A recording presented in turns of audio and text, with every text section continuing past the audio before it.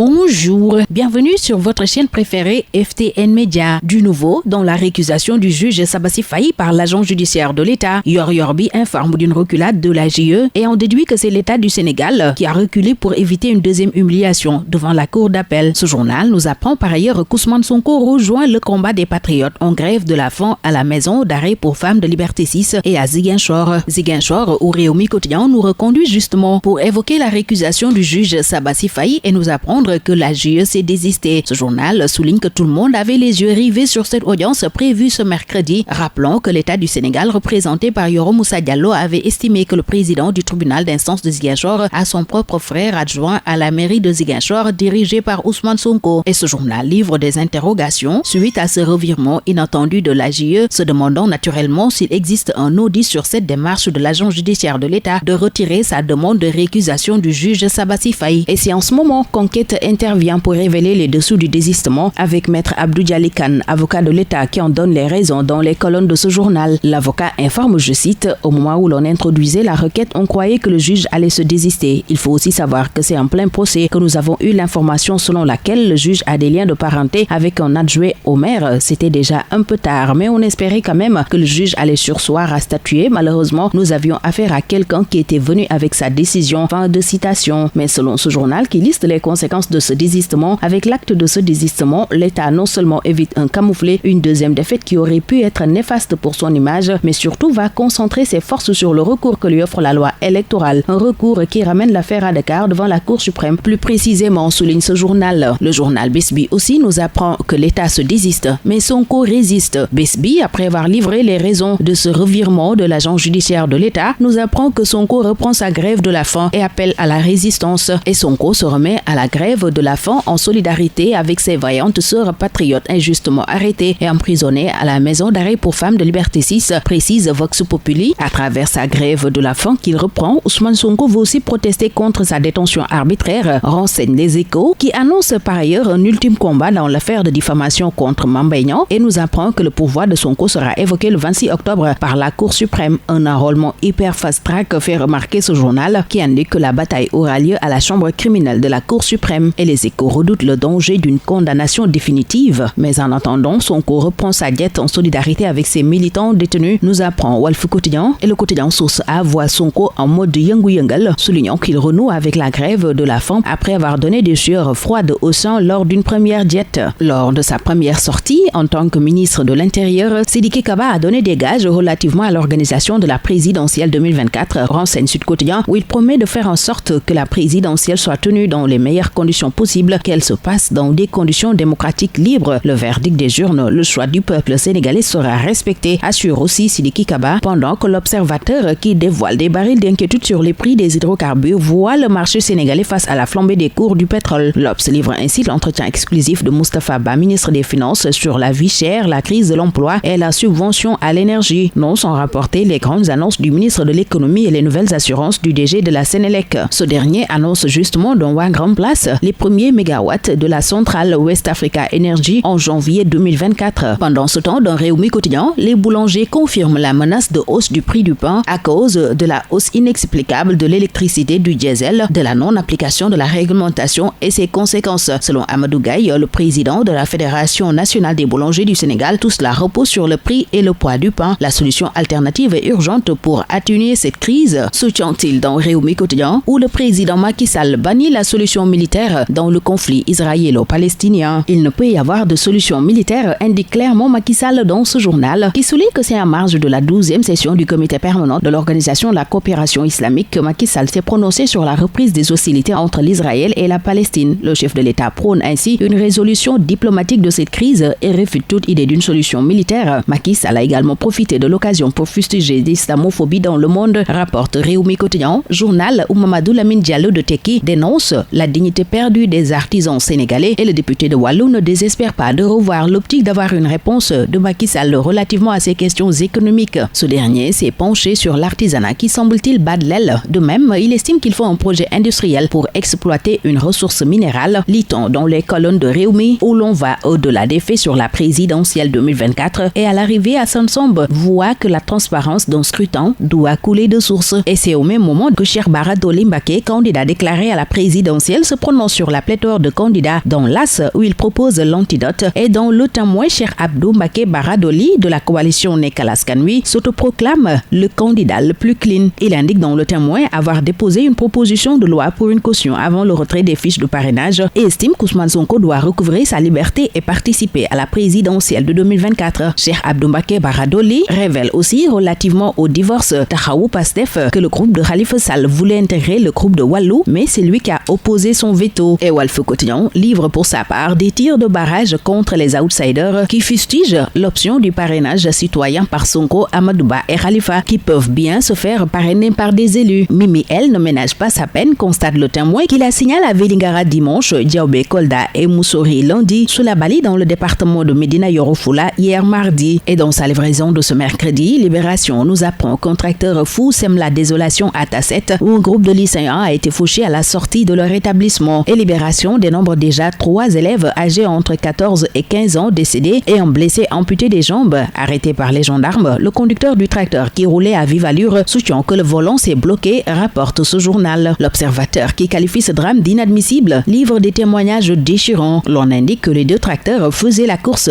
et l'un est passé sur les 3 filles. J'ai voulu voir le corps de ma fille, mais ils m'en ont empêché, raconte Aminata Ba, maman d'une victime. Au même moment, Réumi Quotidien raconte l'arrestation de 2 filles et 7 hommes dans une maison transformée en lieu de trafic de drogue à Yoff. En sport, Réumi livre les propos de Serigne Saliou Dia, coach U17 sur le mondial. Nous allons aborder chaque rencontre comme une finale, promet-il dans ce journal qui signale qu'Amara Diouf et ses coéquipiers ont reçu le drapeau national. Et en équipe nationale, Stade constate un regain de confiance à 3 mois de la CAN. Le quotidien du sport pointe des certitudes en défense et voit en Crapin et Jacobs de surprenants pistons. Stade voit aussi de belles promesses au milieu pendant que dans Sunulamb, Boy Niang 2 menace Modou Lo en ces termes. On saura qui est qui. Fin de citation, fin aussi de ce tour des journaux. Très bonne lecture, excellente journée à tous.